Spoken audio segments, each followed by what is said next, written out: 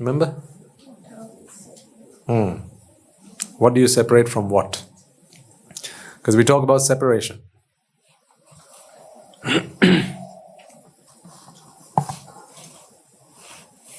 We talk about separation. When we speak of separation, it feels like when we talk about separation, we should be able to say what we separate from what. What do we separate from what? Like, say, for instance, when you add oil to water, what happens? The oil floats on water, right? Because it has a lesser density than water. So when the two of them are put into the same container, you can see that there is a separation. So then you'll say the oil is separate from the water. If I had a bunch of pens here and I ask you to separate them into, say, two groups, two sets, then you'll ask me, on what basis, Swaminatha? Do you want me to separate by color? Do you want me to separate by what their intended use is, whether it's a marker pen or a ballpoint pen or a drawing pen or whatever, right? So you'll ask me some questions to determine what is the criteria for that separation. If I asked all of you to separate yourselves, now there are some obvious characteristics that we can use to separate. What are some of them? Height, yeah? Gender. You can separate by gender. You can separate by age, yeah. You can separate by complexion, by hair style, right? With hair and without hair. So we are already separate like that, aren't we? You're on that side and I'm on this side. Personality? Absolutely, yeah. You can separate by personalities. Or if you're blind like me, right? Or whether you can actually see. So these are characteristics that we can use to separate.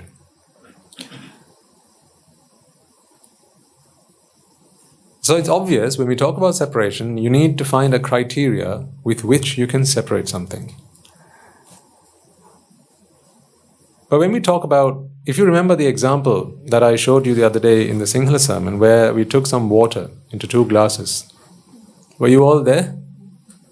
Most of you were, okay? In one glass we had some ice, in the other glass we just had some water.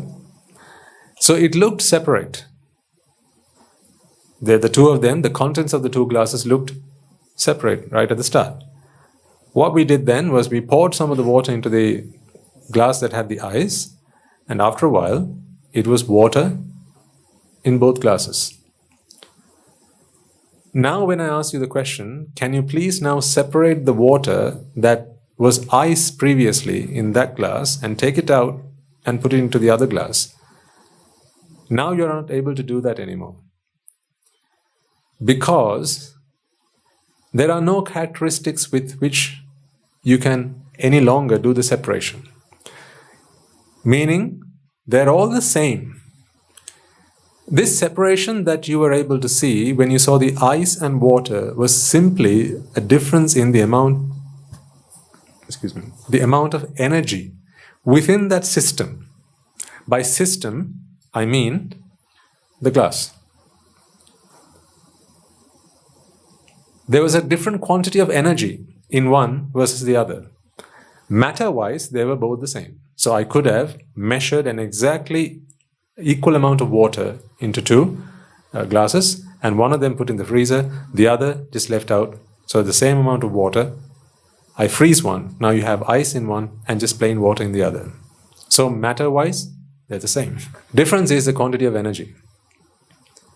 So if you take out energy from both of these, you have the same amount of substance.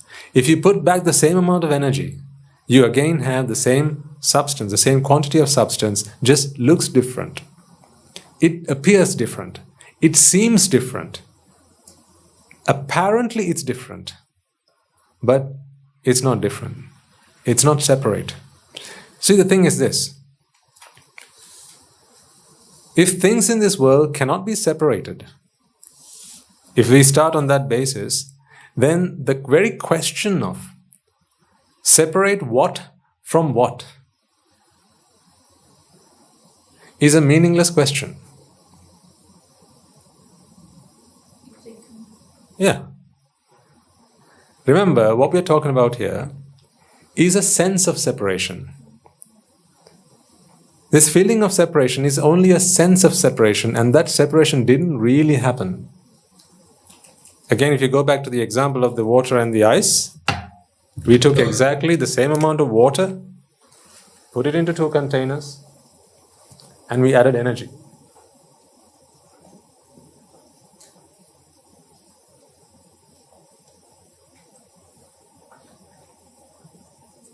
We added energy.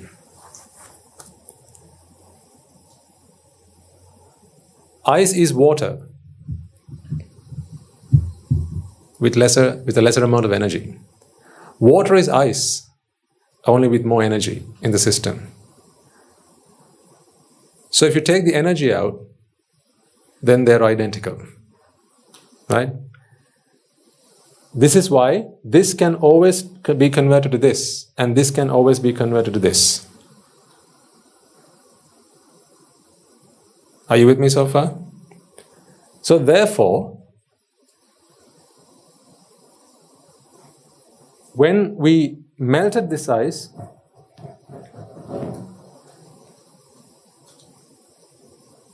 and this was water,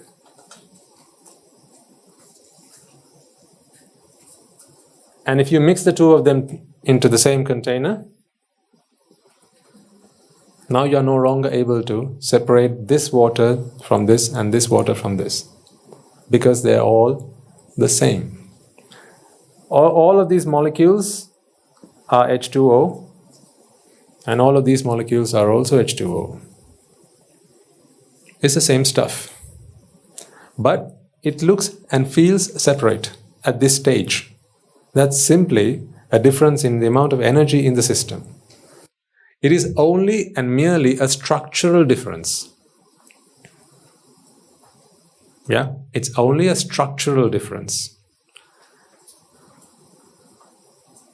So there is a difference in this world that is apparent, and this is the structural difference. The only difference that exists among materials, among substance, is the structural difference. That is why any substance can eventually be converted to another substance. Because when you keep breaking it down, all materials are ultimately the same elements. And once you take it to the elemental level, they can be reconstructed to form other things. That's how the process of recycling works. So you're able to recycle things because they were not separated in the first place. A plastic bottle today was one of these yesterday. And this today is a bag tomorrow, or a pot tomorrow, or something else tomorrow. That's because there's only a structural difference. And this structural difference is a result of the amount of energy that has been fed into this system. And as a result of that energy, the elements that make up this system they go through a shift in their structure. It is that structural difference that you see here. But ultimately, they're all the same thing. You are different from another person. You look different only because of a structural difference. The parts of your body are structurally different from each other as well as from each other. The first each other was the parts of the body. And the second each other I mentioned was from each other, individuals. This is the only difference there is. Now there is DNA, which is responsible for some of those differences. But ultimately, if you break it all down and back to DNA, DNA is also still ultimately elements. Right? Your ribonucleotides are all ultimately elements. Nothing that is constructed in this world that does not come from the periodic table. It's all there. So therefore, when you ask the question, I feel that 2 things are separate. What is separate from what? That is a meaningless question. Because that separation is only something that you feel. It does not really exist in the two things. Therefore, that question cannot be answered. Does that make sense to you? Not entirely. I'm not convinced. I'll keep trying.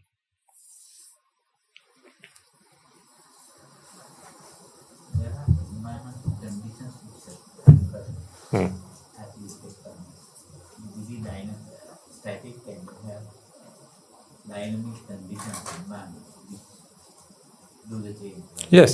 Yeah. So these structural changes that you see are because of the environment. These are environmental conditions, right? So, for instance, the color of one's skin. The environment has a large part to play.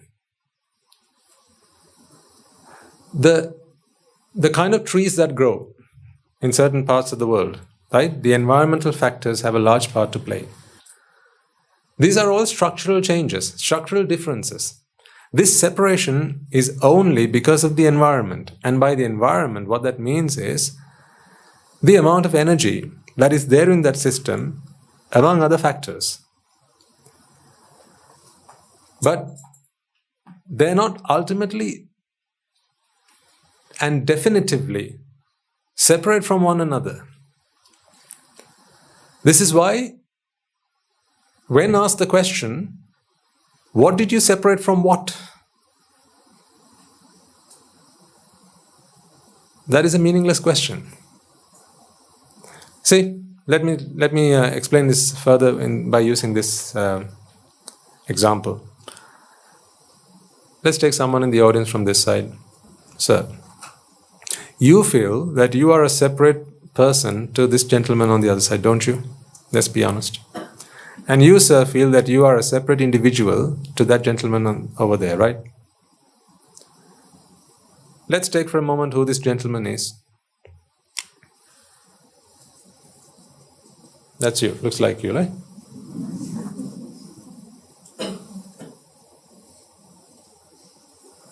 Better? Okay. What is this? Oh, who is this? Which one is the better question to ask? What is this? Yeah? Who is this? Is only something that he senses. Really, the question we should be asking is, what is that? What is that? Mind and body. That's right.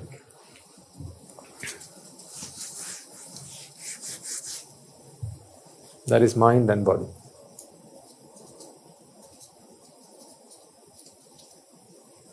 Okay, this gentleman over here. What is that? Mind and body. So, both these things are mind and body. But it doesn't stop the two gentlemen from sensing that they are separate individuals. They both sense an identity. Don't they? Don't you? You sense identity, don't you? That's why you have and carry an identity card to prove that you are a separate individual to everyone else. Because you sense this feeling of, you sense this identity. Which part of this is that identity? What is let's start with the simple one, the body. What is the body made of? If we were to take this body to the lab and we decomposed it into its constituent elements, all you get are the elements of the periodic table. Right? You'll get some carbons, you'll get some hydrogens, you'll get some oxygens, you'll get some nitrogens. Right? What else you get? You'll get all sorts of these things, right? The periodic table. What about if we take this body and decompose it, what do we get? We get the same stuff, right? Now, let's say for instance, when we decompose this body, we got say 6 carbons. I'm sure we're going to get more than that. Okay, say 6 million, or even that's still an understatement, but let's keep it simple. 6 carbons, 12 hydrogens, 14 nitrogens, right? And we got oxygens, and we got 25 nitrogens. That is the entire body, composition of the body. We took this to the lab and we decomposed it. We get, say, 14 carbons, 23 hydrogens, 40 oxygens, and we get 6 nitrogens. Okay? Now, we have several containers, one for carbon, one for hydrogen, one for oxygen, one for nitrogen. We put all the carbons into this and this. Okay, what do we get? 20 carbons. Hydrogens, how many do we get? 35? Yeah. Oxygens, how many do we get? 54. And nitrogens, how many do we get? 31 nitrogens, right? So we are still working on the body for the time being. We'll go to the mind in a moment. Now, I say, oh, did we decompose them? Let's put them back together again. You want to put this gentleman back together again?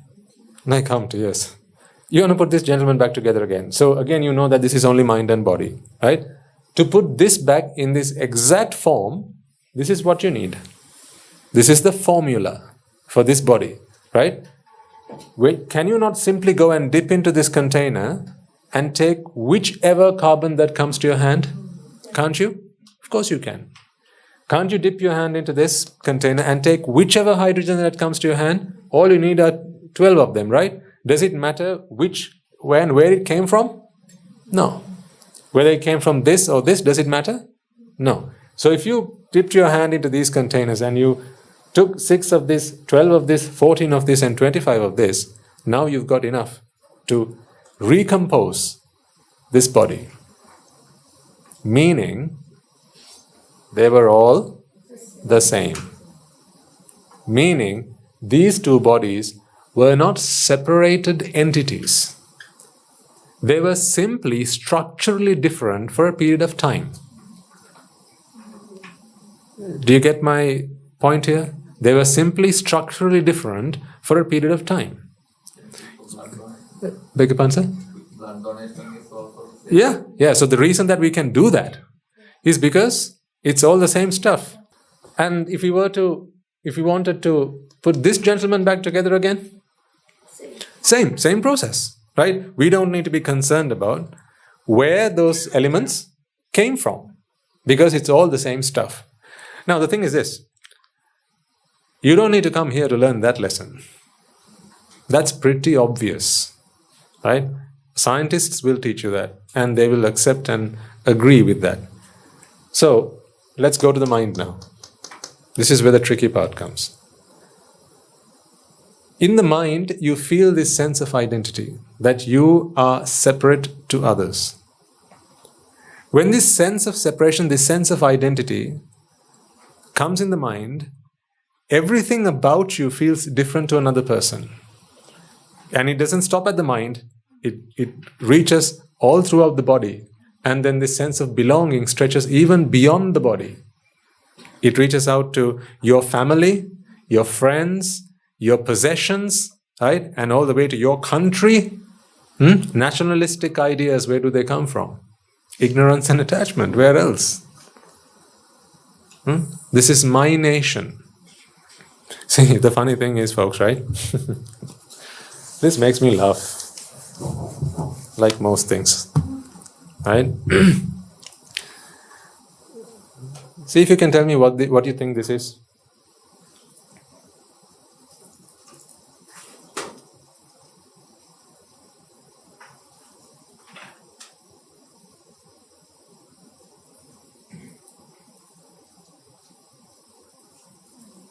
What do you think that is? Can you see it from the back? Yeah? What do you think that is?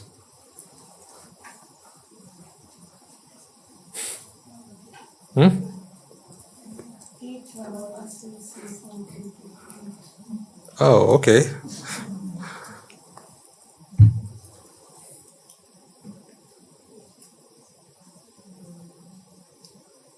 Oh, your drawing is really bad. Thank you.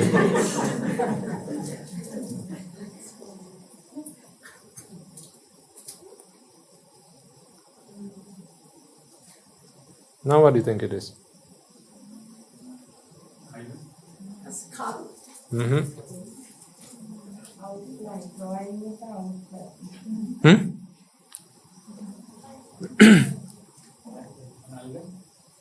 Close. Keep going.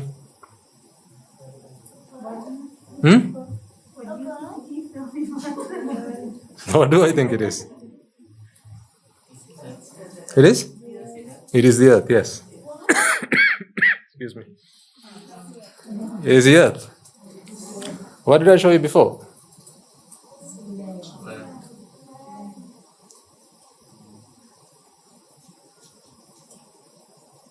This is just the core of the earth without the water.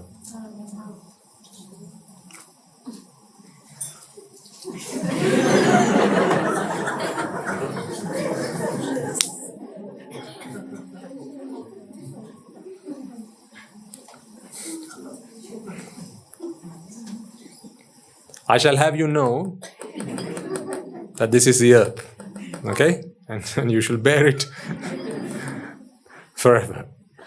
This is the earth without the water. If you removed all the water from the earth, it would simply be a piece of rock.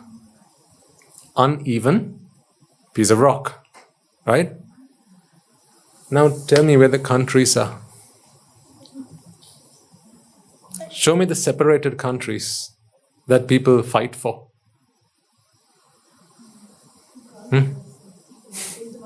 Madam? Yeah. So the water, even the, exactly, yeah. Yeah.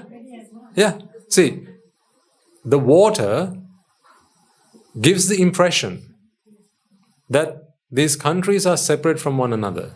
Even the, the continents. Right? So Africa is a separate continent to Europe, is a separate continent to Asia. Australia, right, a large island, so they say, is a separate landmass from the rest of the world. But that's just the water that gives that impression, isn't it? If you remove all the water, now where are all the separate continents? Now where are all the separate countries? Now where are the islands? More than islands and countries, like there are these provinces, districts, Cities, towns, villages, right, Buddha? So, when we say that, say Australia is a separate country to Sri Lanka, how separate is it really? It's simply an impression that we get because there's water that seems like a separate or a different substance between the two landmasses. But underneath, it's all the same stuff. This is an analogy to how we feel we are separate from one another. Ultimately, we are all the same substance. But we feel like we are different from one another simply because of an impression that we get. There's an impression that is generated somewhere. From somewhere we get this impression that we are separate from one another. But ultimately, we are all just the same stuff. So we talked about the body. Let's move into the mind.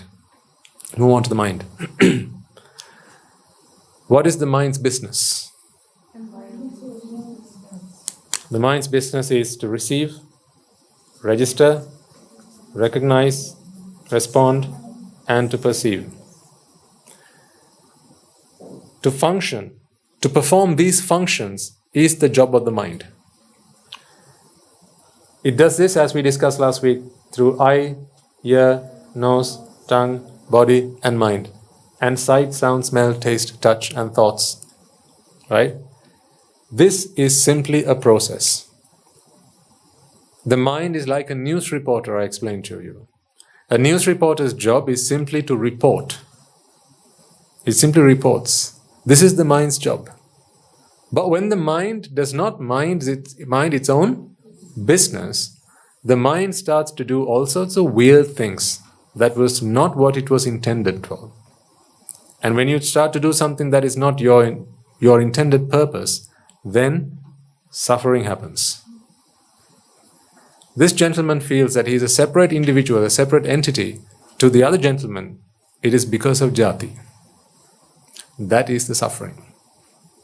You feel that you are a separate entity, a separate individual to somebody else because your mind goes into delusion. It creates a hallucination. It creates an illusion. This is an illusory concept, this self. You are not a separate entity to another person.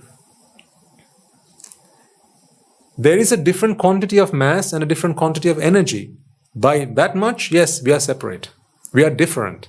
But that energy can be converted to anything. So, for instance, the energy that you get from the light bulb, this light energy was once electrical energy. Previous to that, it was mechanical energy.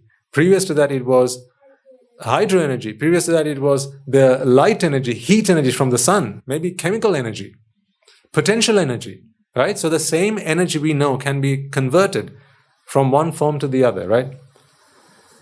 The mind is also an energy. Energy is energy is energy. It's just the same. But this energy can be tainted by, because the mind's nature is that the mind is able to be indoctrinated. The mind can bear ideas. The mind can accept and think in certain ways. That's why it's called the mind. It can think. And some thoughts are right while other thoughts are wrong. When the mind is indoctrinated that this sense of separation is a pleasurable experience, it's a lovely thing, it's a good thing, it's a nice to have thing. Now the mind needs it. The mind wants it. And when the mind wants it, it tries to separate. It tries to separate. Now we know that when these things come, the only things that the mind is really supposed to be doing is receive, register, recognize, respond, and so on. In addition to these things, remember, the base of the mind is already indoctrinated to feel this separation, to identify a separation, to experience a separation. The base of the mind is tainted with ignorance. And when the base of the mind is tainted with ignorance, no matter what goes on here, the mind is not satisfied. So, the mind of an arahant is plenty satisfied with this. The mind of an arahant does not go beyond this, because the arahant's mind minds its own business. This is what the mind is supposed to do. But a mind that is not an arahant, it's not satisfied with these things. It wants a sense of separation, a sense of identity. And we talked about this a few weeks ago. Just looking at this, it's pretty clear to us why the mind's function are receive, register, recognize, respond, and so on. Because what do these things enable us to do? Separate. See, when you look at your toolbox, you can say who the workman is, right? Right? If you open a toolbox that belongs to a worksman, you can look at it and go, that looks like it belongs to a carpenter. Another one, you look at it and go, that looks like it belongs to, say, a mason, yes, or a painter. You can look at someone's tools and say what kind of work they must be involved in. Look at this and tell me, what kind of work do you think the mind is involved in? Separation. So it came into this world, the mind came into this world with the right tools to be able to separate. Remember, it wasn't an arahant that came into samsara. It wasn't an arahant that came into samsara. Someday, I'm talking about now your origins. Someday, you were just an energy. And at some point, due to ignorance, this energy that was once you. So when I say you must understand that you didn't have this identity you at that time. It was just an energy. Okay, it was just energy. At some point, ignorance crept in. How that happened, we are still trying to work out. We may never. But who cares? That's not the problem. Because we are already in the problem. Therefore, we need to try and work our way out of it.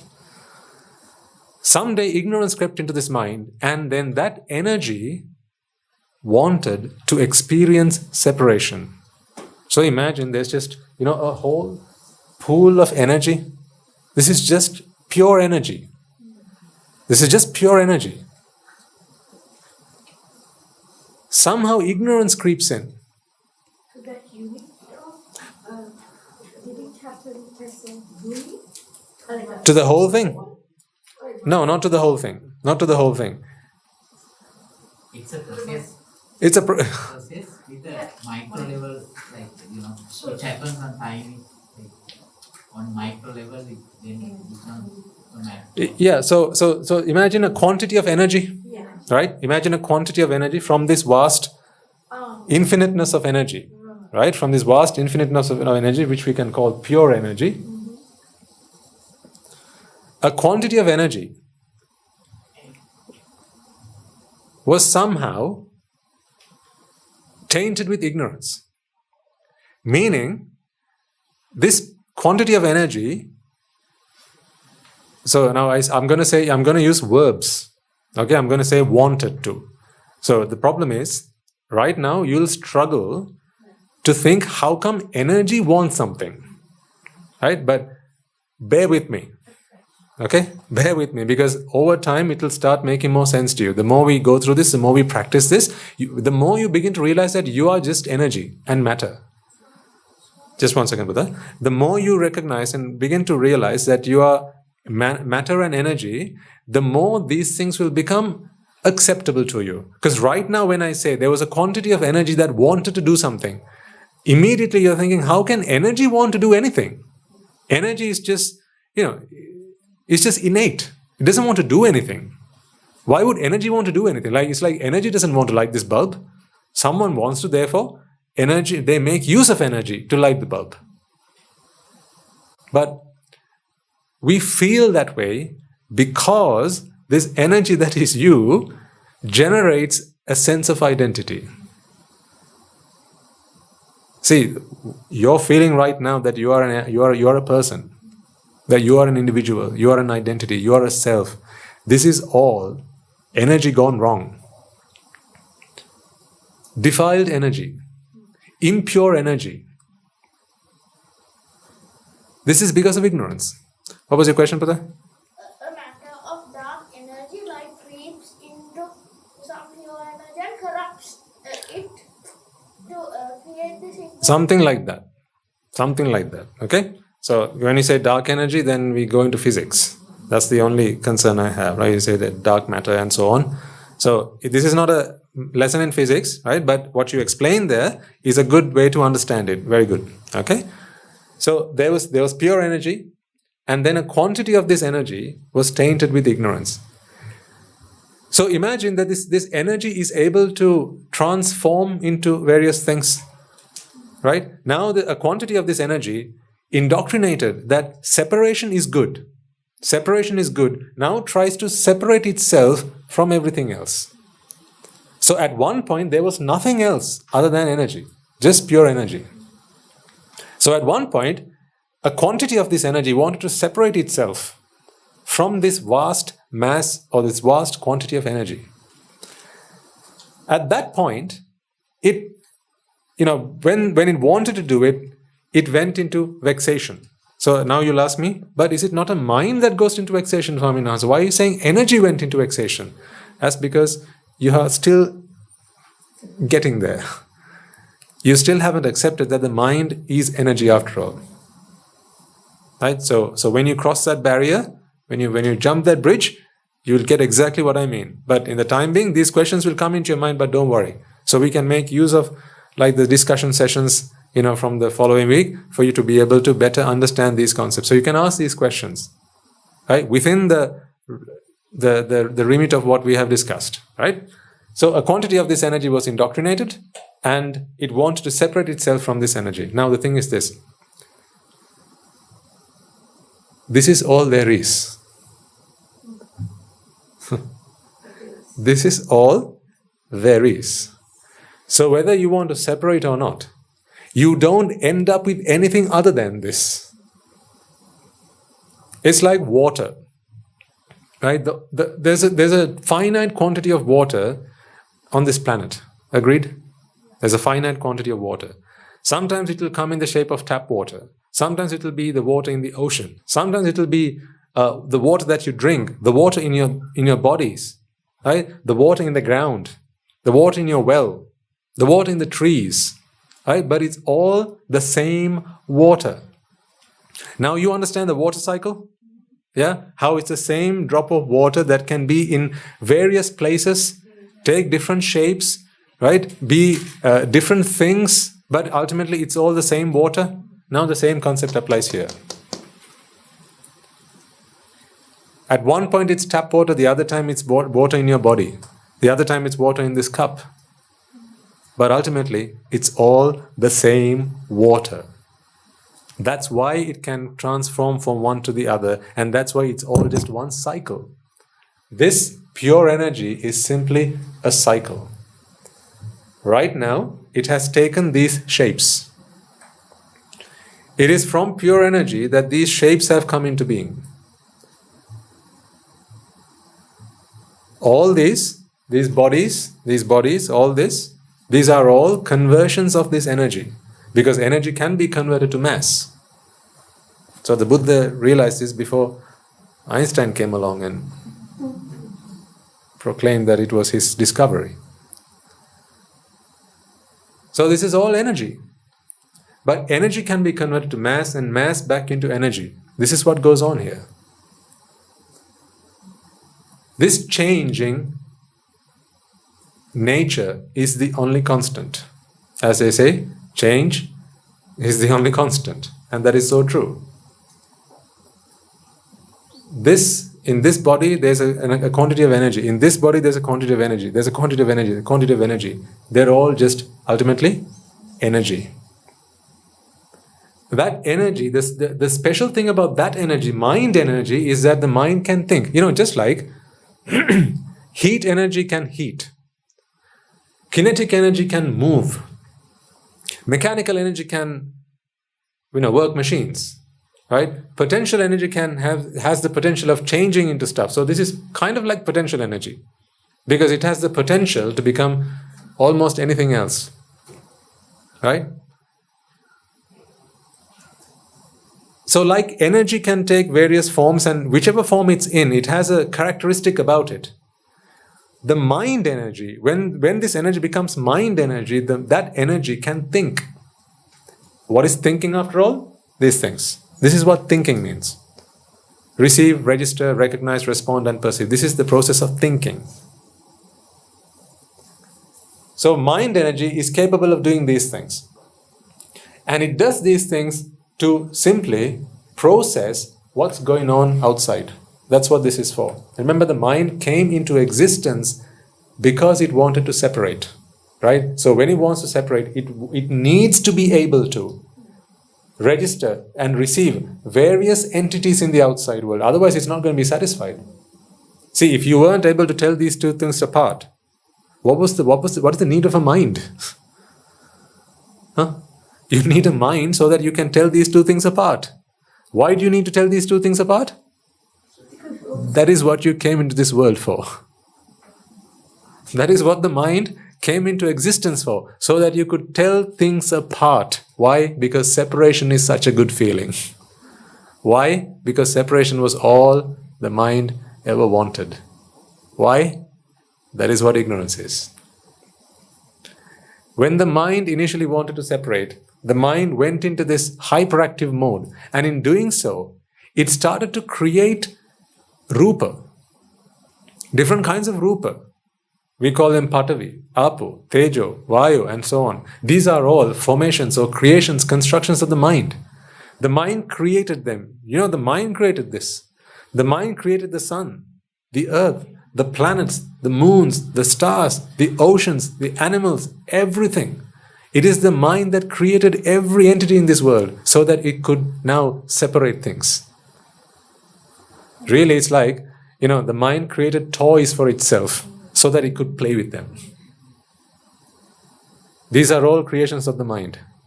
Everything you see around you is a creation of the mind. I'm not talking about one mind. I'm talking about minds. I'm talking about mind energy. It was mind energy that was responsible for creating all these things so that it could now play with them. See, now your mind can play with this. How? This is playing. It generates it through the attachment, like kind of magnetic field goes out. Well, you can think of it, to keep it simple, sir. Because the mind is attached to this feeling of separation, right? Because the mind is attached to the feeling of separation, as the mind goes through that process of trying to separate things, the energy that is generated from the mind gives rise to this Patavi, Apo, Tejo, Vaya. These are qualities of the mind. See, Patavi is the quality of hardness, which is a quality of the mind, really. It's the mind that is sometimes hard and rigid, isn't it? Like when you feel like, I'm rigid, that's it, headstrong, I'm not going to change, that's me. That's the nature of the mind. When the mind is, in a flexible state, right? That's the characteristic of mind. When the mind is heated, anxious, right, nervous, these are all characteristics of the mind. So the mind was created to separate. Yes. Well done. The mind. So now don't ask me who created the mind.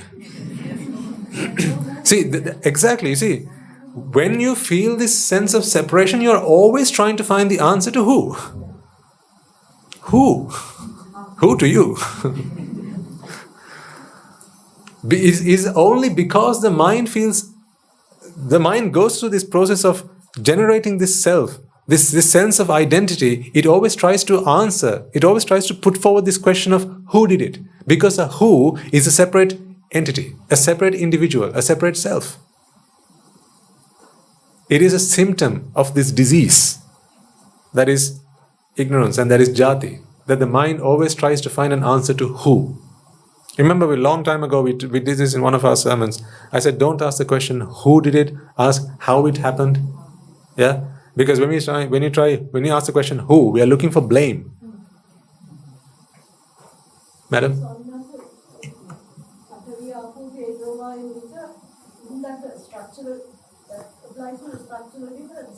It does. Okay, so when you look at these flowers, you know that someone created them, right? This wasn't there always, someone brought them into this world. Looking at this, can't you say the nature of that person's mind? This is what they thought was beautiful. This is what they thought was lovely, nice. They wanted something like this. They didn't create a bomb or a knife or a dagger. Right? They created flowers. Looking at this, you can say, then you can tell something about the nature of the mind of the person who created this. Really, the mind, you can't say the mind of a person. It is the mind, after all, right? Because when we say mind, it's just mind and body. Who else? What else is there as a person? When you look at this, you can say a lot about the mind that created this. When you look at this, you can say something about the mind that created this. When you look at the way someone wears their hair, for instance, can't you say something about, let's say, their personality, for instance? I'm trying to find the right words to describe this. It's not exactly personality, but how they think, how they feel. You can say a lot about a mind by how they dress, how they walk, how they talk, right? How they present themselves. Because, you're looking at an outwardly expression of something internal. Patavi, Apo, Tejo, Vayu are the outwardly expressions of the internal process that is the mind. It is the mental process, the mental energy, the mind energy that created this substance in the world. It is those rupa, Patavi, Apo, Tejo, Vayu, and Vanna, Gandha, Rasa, Oja, which is the pure octet, right? It is this pure octet which now has gone on to make all the other things in this world. So this board, this is all aggregations of the pure octet. All things you see around you. This body is an aggregation, an accumulation, a collection of different structures of the pure octet. But the pure octet was a formation of the mind. That's why it has the characteristics of the mind in it. Like the anger and heat are so closely Exactly, yeah. So because it is only raga, dvesha, moha that is responsible for creating this matter, raga, dvesha, and moha. So for instance, raga is the nature of the flowy nature, right? And dvesha is the hard nature, and moha is the airy nature. So something can be hard, something can have the nature of there's a word for it, escapes me now. What do you call the flowing nature of water? Fluidity. Thank you. The fluid nature of a substance, and the airy nature of a substance. Right? These are all characteristics of the mind.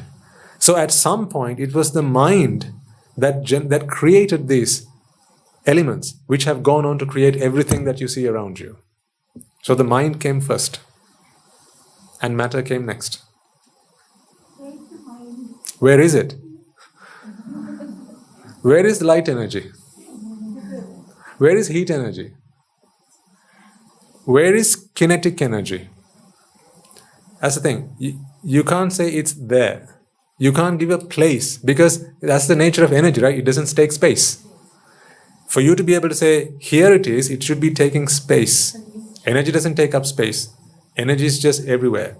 But we know that in that body, a mind functions.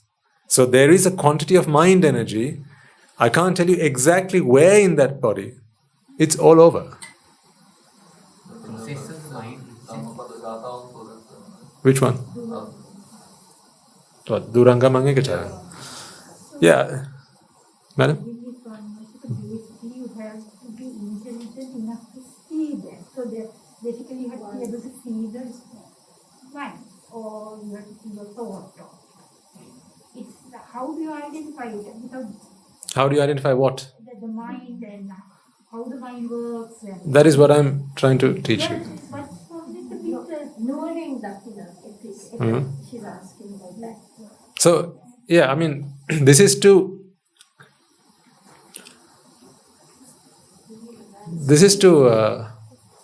realize. And it is the mind itself that realizes this. So the very mind that has gone astray, that has gone crazy, is the very mind that needs to understand what's happened to it. And when the mind understands what's going on, what's happened to it, the mind is healed. It is because of, ignorance is the problem here. This is not a permanent disease. It is not a chronic disease. It's something that can be cured. Because for as long as ignorance is there, the mind functions in this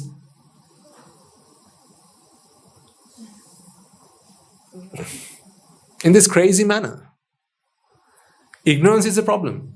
Ignorance of what? Ignorance of all of this. So you don't need to understand all of this. We don't need to go into pure energy and how the mind was formed. We don't really need all of this stuff. I'm just explaining this to you because it's interesting. Right? The real thing we need to understand is you feel a sense of separation. I'm trying to prove to you that it never separated. That's why I'm actually talking to you about this. It's all the same stuff, all from the same place, and one day it will all return to the same place. The default situation is inseparable. So how come my thoughts come to me and disrupt me?